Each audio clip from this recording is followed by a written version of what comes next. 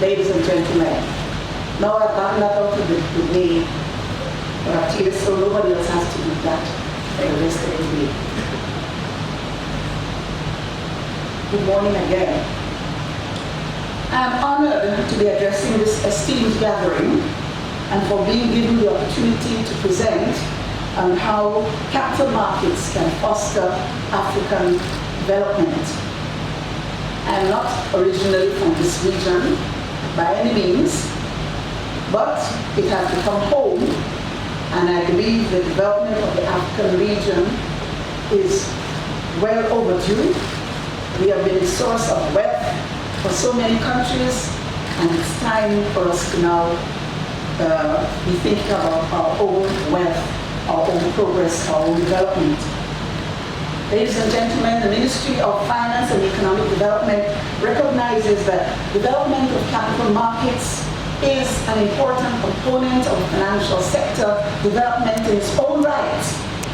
And further, because it supplements the banking system in economic development. Now, I may have offended some of you by saying that they reduce information costs through generation and dissemination of information on firms, leading to efficient markets in which prices incorporate all available information. Ladies and gentlemen, I believe that you all agree with me that a well-developed securities market is the backbone of any financial system. And all systems in Africa are no different in that respect. Apart from providing means for channeling funds for investment purposes, they aid in pricing of assets, thereby serving as a barometer of the financial health of the economy. The above reality is also true for the African context. However, as a continent, Africa is still faced with numerous developmental challenges, as we are aware, including, but not limited to, infrastructure deficit, which according to the African Development Bank is estimated at US dollars 107.5 billion per year. Other challenges include slow development of the capital markets and challenges of attracting foreign direct investment. Now, some of you are saying, but we heard all of that yesterday. I assure you I didn't write this speech yesterday, nor last night. So there must be some truth to what I'm saying, since it's been confirmed before I started.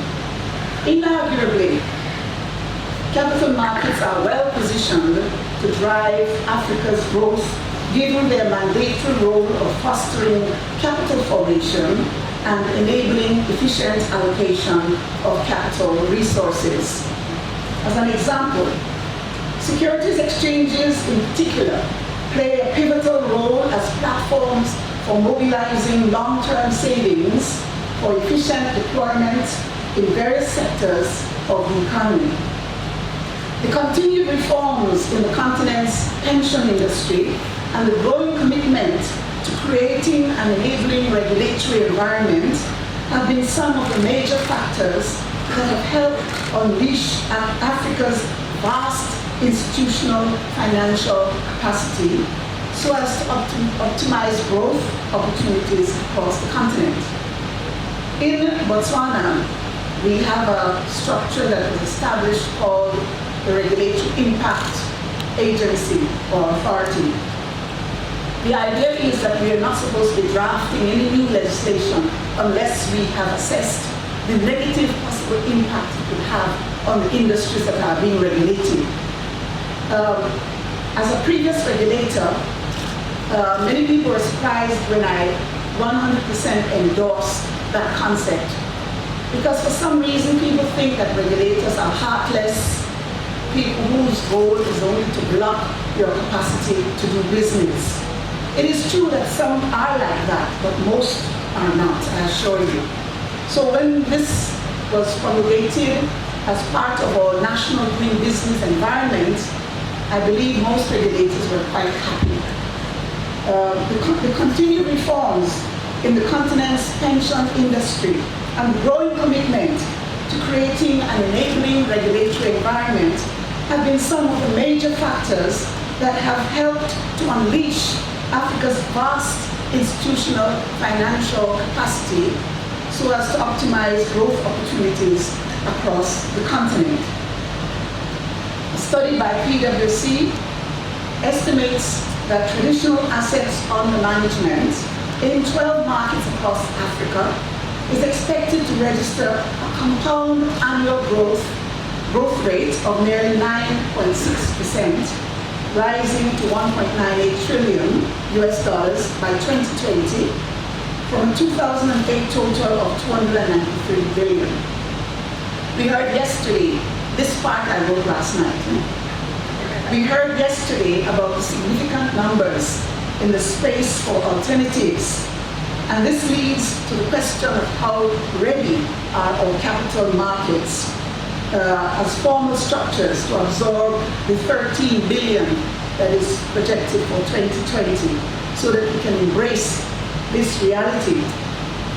I remember about 2 years ago, our previous Minister of Finance met with, I can't remember if this was, let me see if I can pronounce it correctly.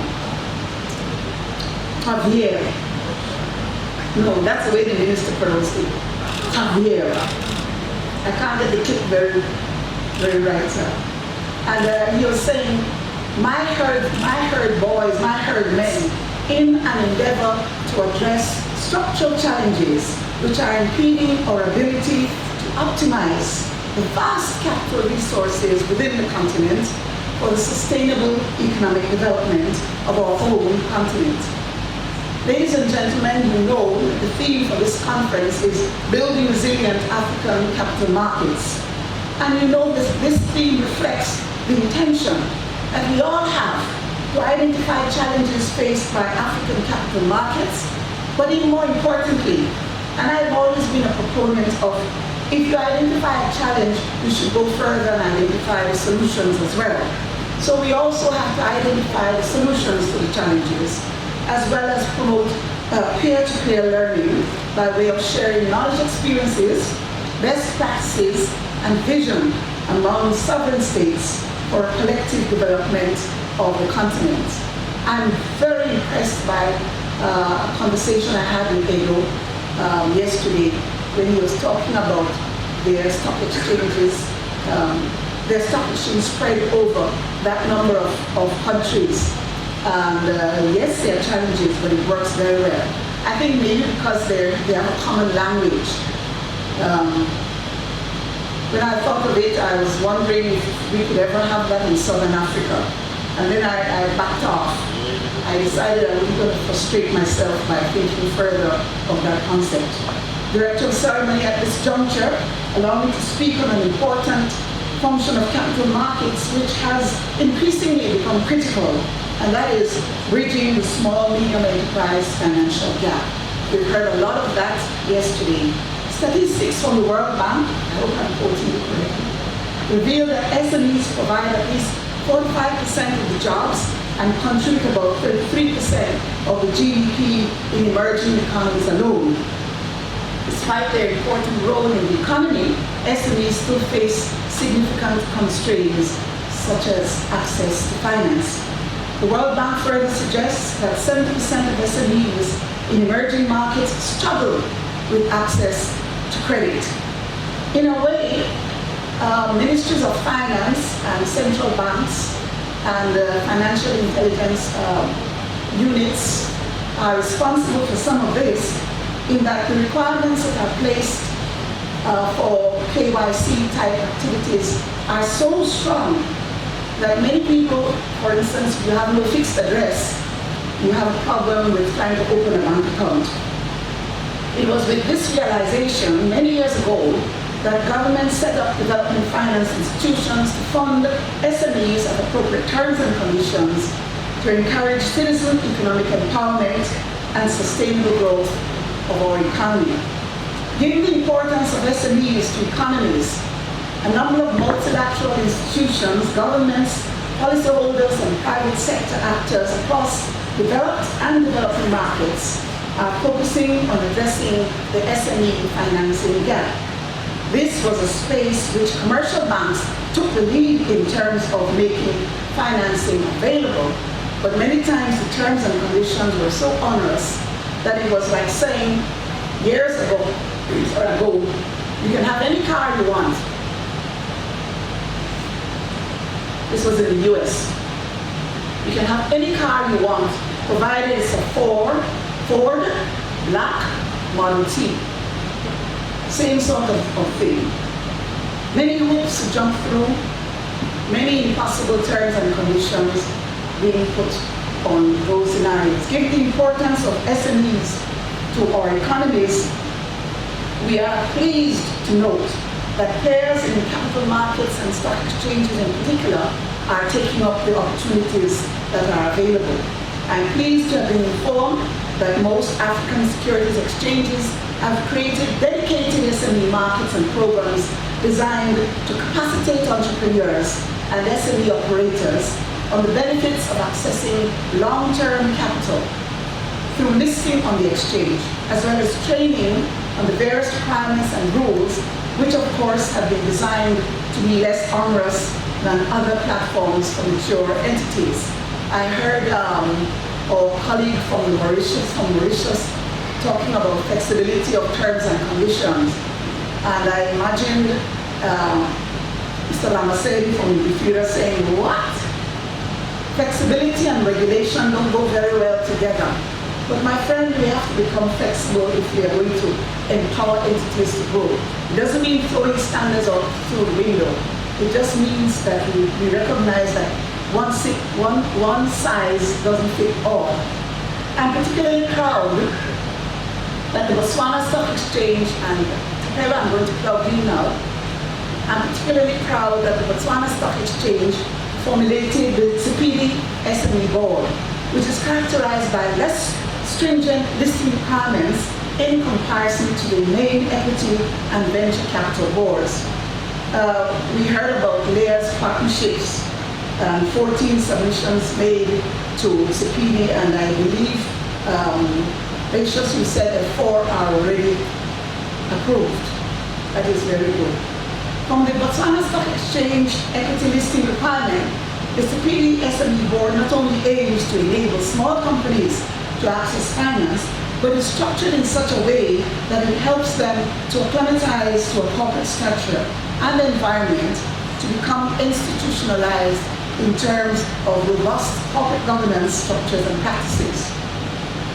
The Botswana Stock Exchange Limited and other African exchanges must continue to provide several gateways to raising capital for growth and development of the private sector, and in particular, SMEs.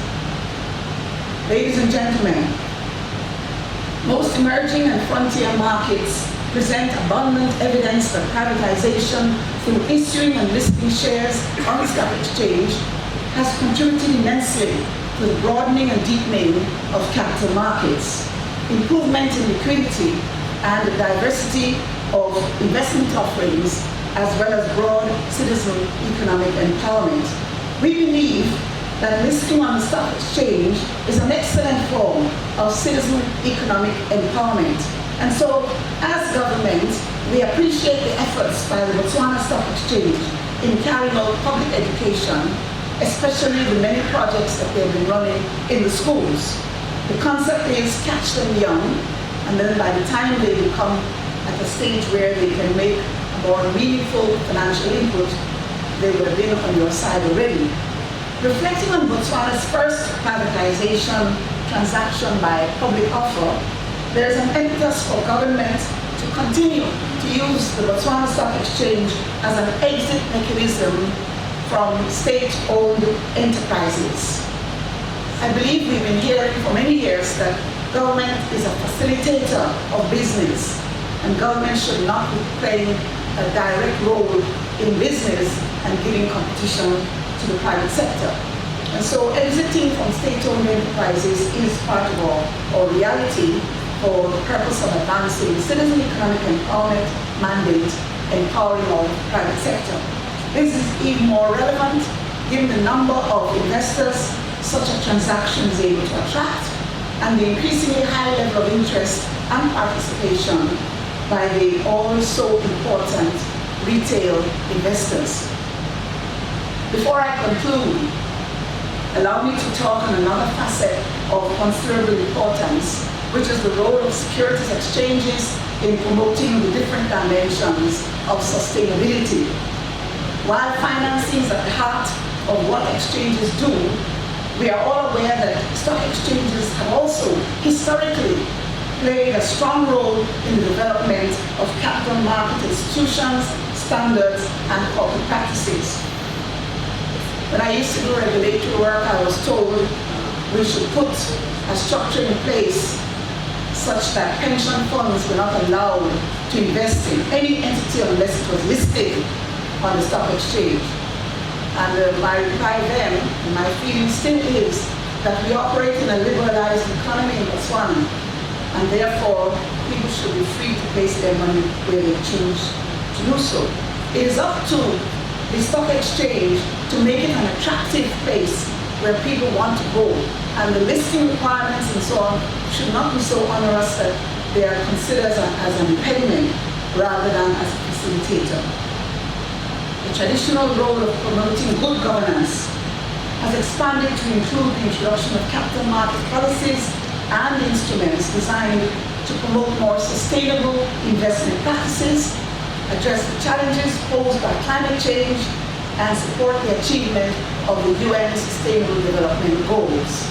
These are of great importance to us in Botswana, and we measure ourselves against how much we have been able to achieve in terms of those goals.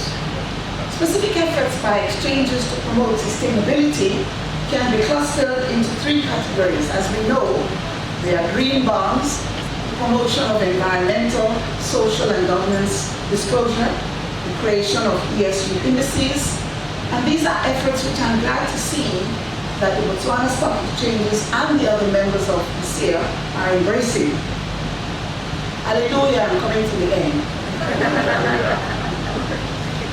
Ladies and gentlemen, at this point in time, I wish to thank the organizers of this event for inviting our ministry to share our thoughts on this very important topic.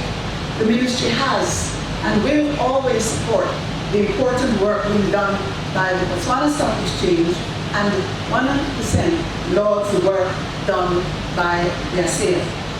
I wish you a fruitful and insightful day 2 of the conference and a beautiful stay in our lovely country, Botswana.